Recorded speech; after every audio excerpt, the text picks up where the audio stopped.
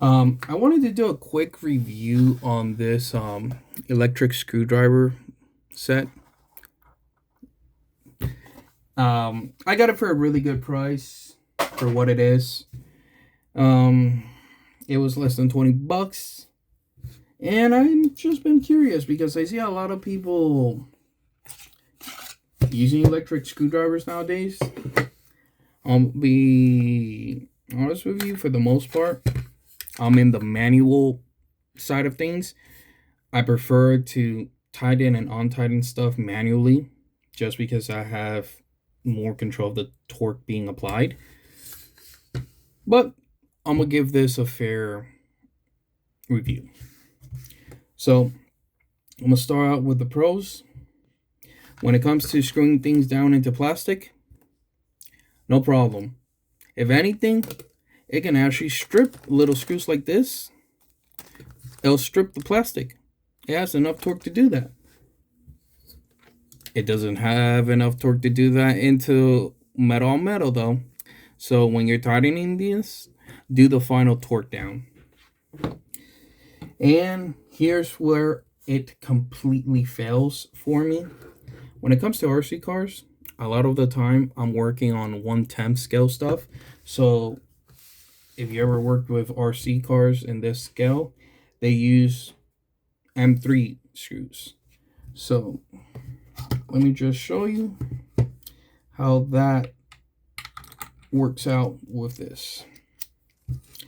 Let's say you want to untighten one. Okay? It's not strong enough. So you have to do the initial, and then it has no problem. Same when it comes to tightening it. I have to do the final tighten. So when it comes to that, no problem. If you just wanted to unscrew, it'll do that.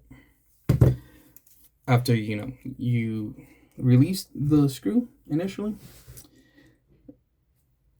So if that fits what you're looking for, then yeah, sure, get it. It's less than 20 bucks.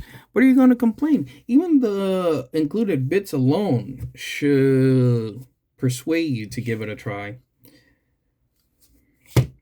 So yeah, and I don't know if you saw, but it actually does have a little light. So it shines onto the area that you're working on.